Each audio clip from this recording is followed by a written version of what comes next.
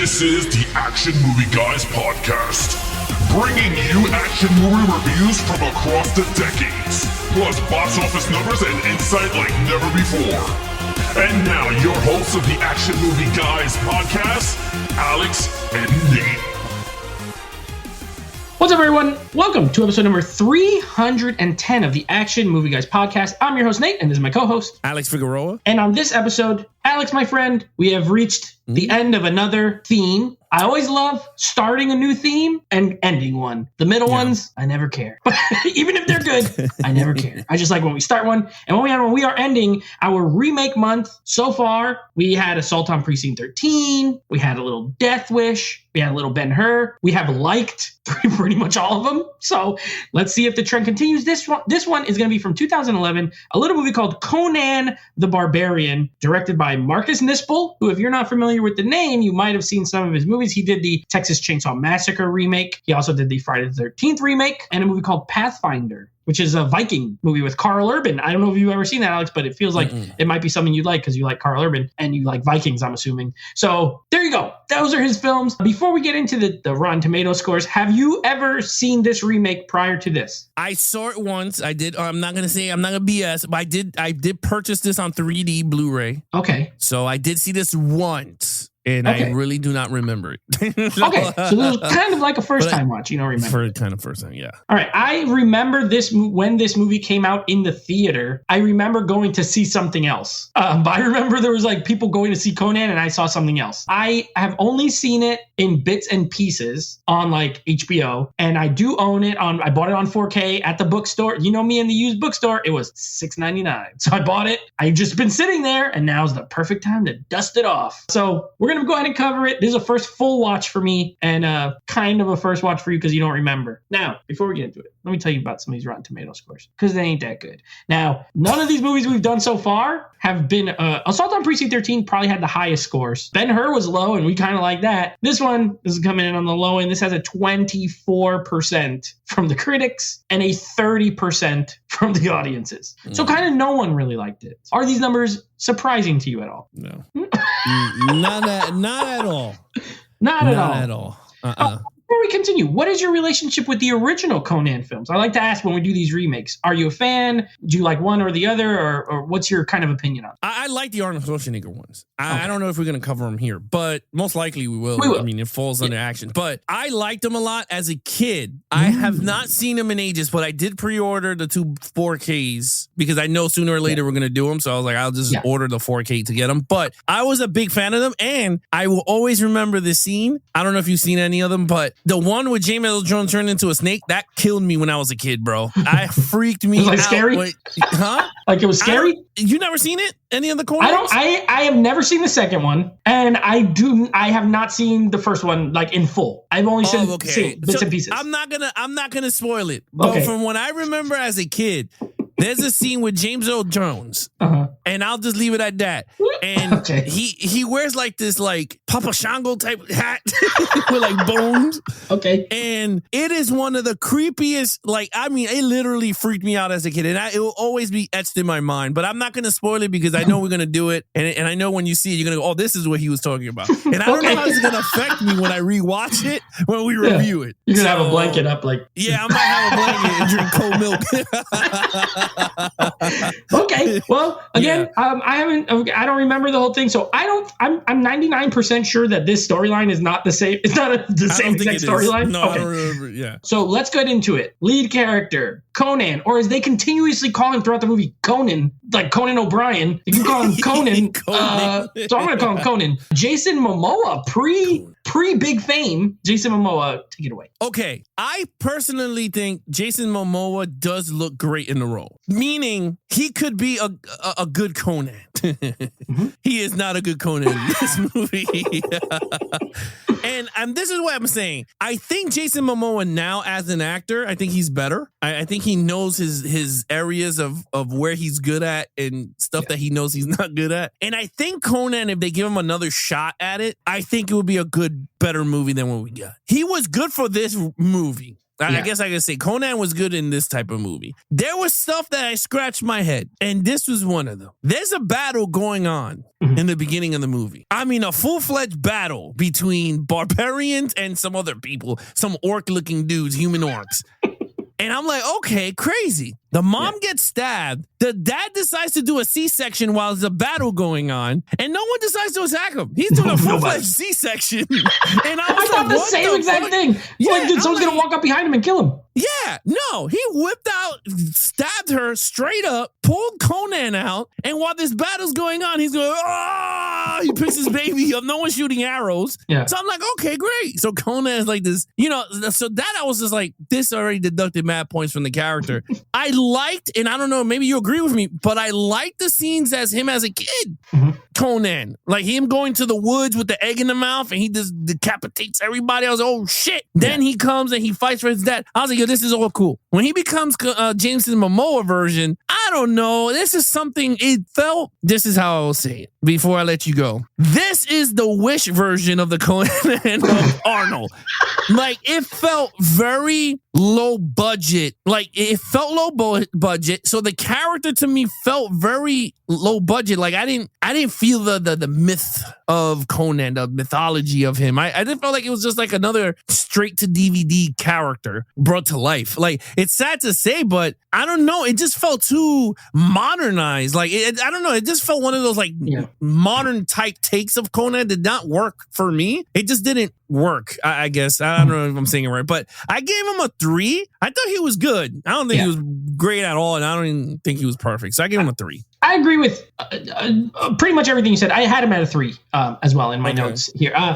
I think you hit the nail on the head. If this movie was made now, Jason Momoa would be an incredible Conan. He's much bigger now than he was. And he would look strong in this movie. He's always, because he's tall, he looks, but he was a lot thinner. Now the dude is like absolutely jacked. Like if you had Aquaman look as Conan, I think he would nail it. And you're right. I think he has found himself as an actor and he has a lot of personality. In this role, he does not have a lot of personality. I think he was still kind of finding his way. I want to say this was pre-Game of Thrones. In that movie, in that show, he was a better Conan than he was in this movie. He was serious. He was like, you don't want to mess with that guy. And here's why I gave him a 3. I think he could have been great. I did love him as a kid. I thought he was better as a kid than as an adult. And there's a part where the black guy, his friend, is talking with the girl. He's like, he's loyal. He has like the heart of a king, and everything he's describing is not anything that I saw in the character while watching it. He's pretty much just a brute who wants to fight and sleep with women,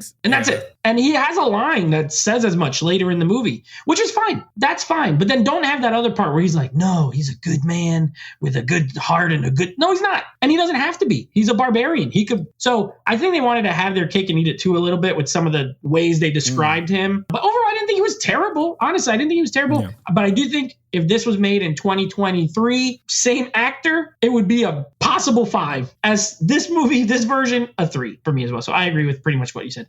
All right, now, main villain. This is, of course, played by Stephen Lang. His name is Kalar Zim. Also, his daughter, Rose McGowan, named Marique. They're kind of a team, but Zim, we'll just call him Zim. He's the main villain. What did you think? I give him a 3. Very forgettable. Like, I don't know what the hell his name is. Rose McGowan looked like shit. I was like, no eyebrows. The worst. She looked so weird.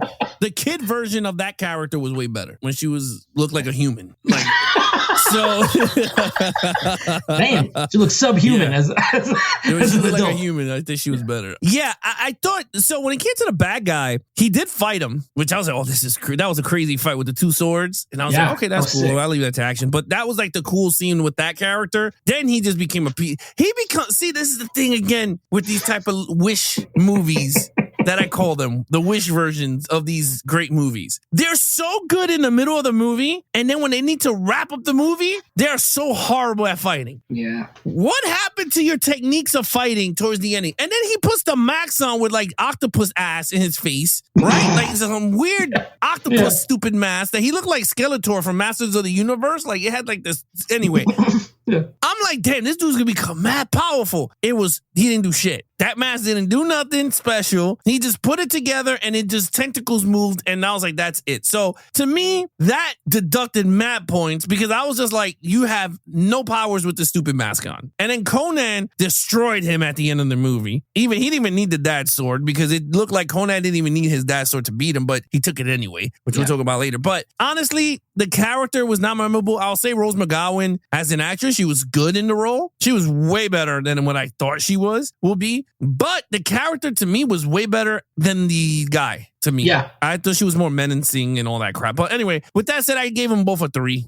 They were good for it. Yeah, again, we're on the same page here. I like Stephen Lang as an actor. He's a villain. He's always a villain, kind of. Avatar, Avatar 2, Don't Breathe. Yeah. Don't Breathe. He was a villain. So like, wasn't he in Harry Potter? No, he's not in Harry Potter. He's not the caretaker of Hogwarts. No. That guy was in Game of Thrones. Whoever that old guy, the old guy with the cats. Yeah, that's not him. No, he's not that guy. But he is always a bad guy, Stephen Lang. He's a bad guy in a lot of stuff. And the funny thing is, a little side note here, he is actually Jason Momoa in the movie called Braven. He plays his dad. So in this movie, he's his arch nemesis, and later he's his father. Good. I got to get that movie on this podcast, by the way. It's a great movie. Anyway, back to this one. Kalar Zim. Yeah, I agree with you. He's your typical, this is a fantasy film. It's a dark fantasy film, rated R. He's your typical, I want to take over the world and rule the world villain, which is a kind of always lazy in my opinion. Like, I don't know. I get it, but it's just not that thrilling to me. I like personal vendettas more than like, I want to just take over the earth type things. Rose McGowan, I don't know if you remember, she was supposed to they were going to make a Red Sonja movie, a new one, and she was going to play Red Sonja. Robert Rodriguez was going to direct it, but it fell through and all that, and she ended up just being in this movie only. So that would have been interesting to see how that turned out, because she's gorgeous. Well, back then she was. Now she looks kind of messed up. But you're right. She looks horrible in this. She has no eyebrows. Her hairline starts like in the top of her head. She's kind of bald. But I do like the fingers and she's like a witch kind of. So she's menacing. She's cool. Stephen Lang's fine. It's a standard fantasy villain. I can't say it's horrible, but also it's not amazing. And they do have a little bit of history, which adds some flavor, right? Because he was there when he was a little kid. He killed his dad. Conan has been wanting revenge for his whole life. So that adds a little bit of layer to it that I like. So a 3, pretty standard. All right, action scenes. Okay. I gave it a 3. Oh, okay. I thought it was good. I thought the battle scenes in the beginning was great with Conan. I gotta say, Jason Momoa with the sword is awesome. He is really good with it. I will not take it away from him. He is really good with the swords. The fight scene at the end was so fast. It was not memorable. It was horrible. On top of the thing, and they're in the hole, and she's attached to it, and they fall into this pit and all this BS. And I was like, this shit is whack. I didn't like it. I didn't like them fighting the octopus thing, whatever the hell that was. Yeah. It was useless. There was a lot of useless fight scenes in this movie. They could have did way better with a fantasy action. I will say, like I said, it has good action. I don't think there's anything here that I will say was great, to be honest with you. So I gave it a 3. Okay, that's fair. I'm a little higher than you. I gave it a 4. Still not a 5, but 2 reasons, and I don't need to explain much more than this. Number 1, there's a crap ton of there's more action than there is talking in this movie. Like, let's call it what it is. And this might affect our next category, but there's way more action than there is dialogue. So number 1, there's a ton. And number 2, there's a lot of blood and gore. And I like that. And I figured there would be, even though I haven't seen the whole movie, because this director came from horror films. So I'm like, there's got to be some bloody kills. And sure enough, dude, right in the beginning, like you said, the movie opens with you inside of a pregnant belly and a sword comes through it. And I'm like, dang, they're just starting right off like full violence, people getting heads chopped off. Those guys in the woods, like with the little kid version, destroys him. He cuts someone's nose off, which is pretty gnarly. There's a lot of decapitations. There's a lot of blood spillage. So, I love R-rated violence. So that's a plus. But you're right. Nothing like incredible. Nothing, I kind of like the scene where she made those people come out of the sand. I just didn't understand how there were so many of them. I thought she made 1. There was like 40. But whatever. It was cool. It was different. I agree. The stupid squid or whatever it was Some of it was just there to fill up more action, but there's a ton, so I gave it a 4. Okay, I'm interested in this part because, again, I don't even know the story of the original one, but I don't think it's this. What did you think of the storyline? It was garbage. It was way too much stupidity. Like, it was a revenge story. It was a search for some stupid helmet, the stupid mask that once put together, all this stuff happens, and nothing happened. Nothing happened. In the beginning, showed you more effects with the mask on than when the mask is actually put together. Yeah. Nothing happened. The mask looked like shit. Like, it was a horrible design. I thought the girl that's pure blood or whatever the hell it was, I forgot her name. I don't even know her name was. Her character is named Tamara. Yeah, I think the actress is gorgeous. Oh, Rachel Nichols. Yeah. Beautiful. Yeah, gorgeous. And I was like, okay, cool. I'm going to be honest with you, dude. The story was not entertaining. For a fantasy adventure film, this is not what Conan is. Conan is a straight brute. I don't remember before. When I remember with Arnold is you seek, destroy, bang women, and then the bad guy comes and he's like, I gotta go get this bad guy. Like, he did something to him. That's what I remember. Because Arnold's banging like 8 women in the movie. And I was just like, holy crap, as a kid, I was like, yeah, I want to be barbarian too. So I was like, this is cool. This one, I didn't feel that. It felt very modern writing that's horrible. It was, they killed the mom with a C-section in the beginning. All of a sudden, they killed the dad, which I thought it was a very cool moment, but it was just like, it is what it is. And then he's seeking revenge. But at the same time, Morgan Freeman is giving you the whole pieces of this puzzle crap. They find it, and then towards the ending of the movie, they put the pieces together, and then nothing happens. Like, and I was just like, and then it was like a horrible finale at that. I gave it a 2, and I'm being really honest. I could have gave this shit a 1, but I gave it a 2 for decent because at least they had a story. Yeah. And it kept me a little bit entertained throughout the thing. And I wanted him to get the sword. And he got the sword. And I was like, that's the Conan sword. Yeah. He had the but yeah, other than that, honestly, I think the story was just lackluster. It was like, I don't disagree with you. This is definitely a case of style over substance. Yes. Overall. Style over substance. 1,000,000%. And I'll say for overall, but there's a lot of stuff that I kind of like in this movie. Almost none of it relates to the story. This is a mumbo jumbo storyline, as I like to call it, where they just say a bunch of stuff at the beginning and you're supposed to just kind of remember it. Like, why is this? Like, I don't think they did a good job explaining why the mask is so. They're just like, these people made this mask out of the bones of kings or something, and it makes you have power. Okay, well, what kind of power? Why? How? This guy wants to put it together so he could resurrect his dead wife, who was a witch, who's going to give him power. Everything is about getting power, but they don't really explain that stuff because this is just mumbo jumbo. Then he has to find the pure blood to sacrifice. The pure blood of what? Of some old Asher something witch colony that this girl comes from. Okay, sure. She's the last descendant. Of course, she ends up falling for Conan, even though he's horrible to her. He's just like, get over here, woman. Shut up, woman.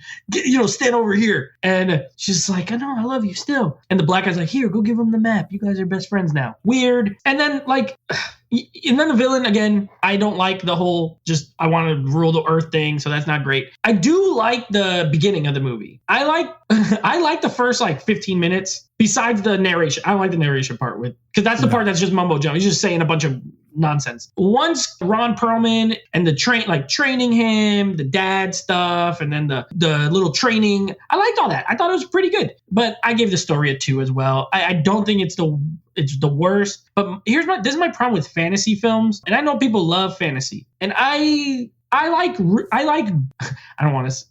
good fantasy in the sense of really well written, well thought out fantasy. But to something you said, this is that 2000s, be from 2008 to 2017. There's so many movies like this where it's just nonsense and CGI, and they hope that carries it other than actual world building and storytelling. So this feels like one of those movies, like The Seventh Son or The Season of the Witch, or they're all the same. They all are just like this, and they all kind of stink. So story is a 2 for me as well. All right, what did you think overall? All right, so before I go and give my score and stuff, this is the storyline to Conan 1982. Can be different. I'm ready. Okay, here we go. Kind of a little similar. Now okay. I'm reading it, but here we go. You tell me. Okay. A young boy, Conan, becomes a slave after his parents are killed and a tribe destroyed by a savage warlord and sorcerer, Tulsa Doom. Actually, that's a cool name. That's a good name.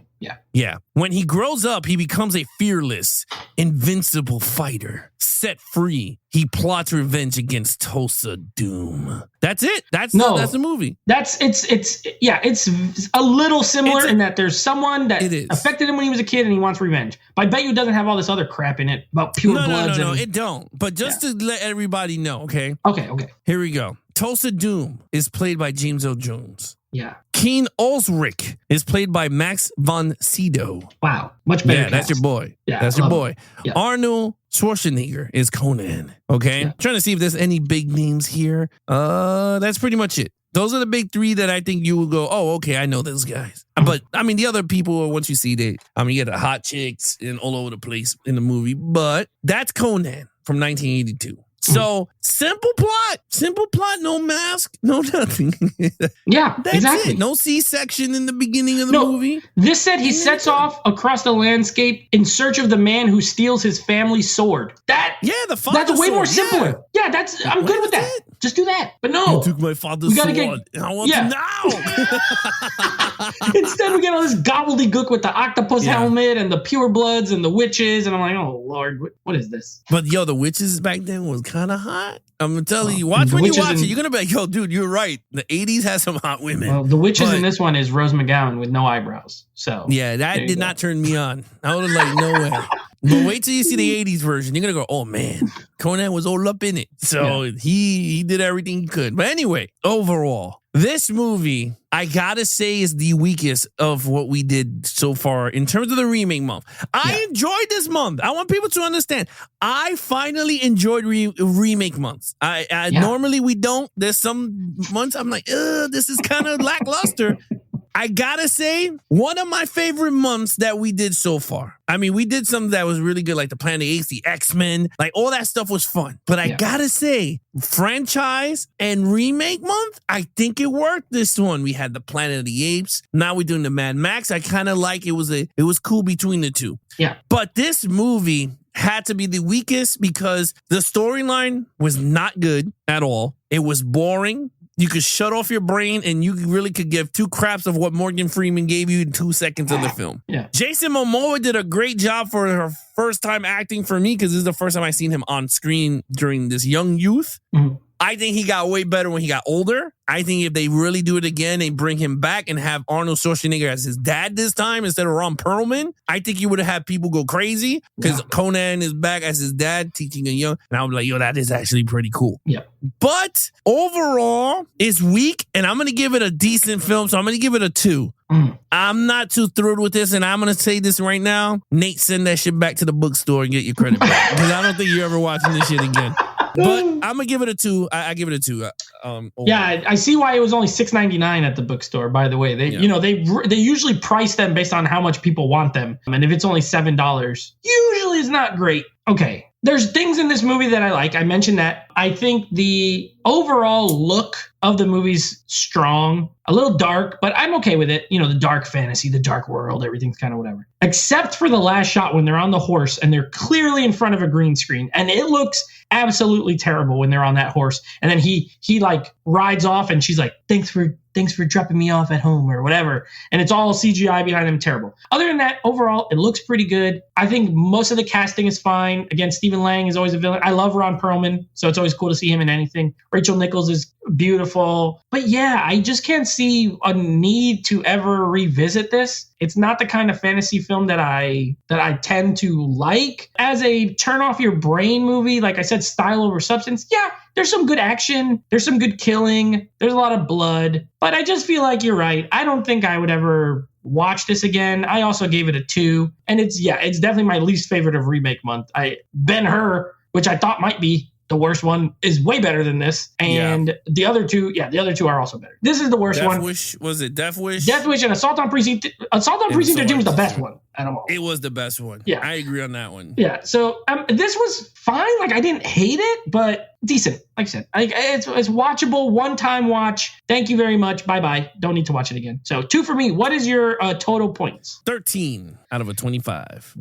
We're not that far apart. I have a 14 out of a 25. Oh. So we are 1 point different, and that was just because of the action, I think. Yeah, overall, forgettable. So that being said, this was the final of this month. Now, next week, we will be wrapping up Mad Max. So Mad Max Fury Road. And then, of course, I will let you know what the next franchise will be. And then, Alex, here are the movies for next month. We have a new month. You know what that means? New theme. Here are the titles. You're going to get it right away. We're going to be doing The Rock, 13 Hours. We're going to be doing Pearl Harbor and Ambulance. So you're going to get it right away.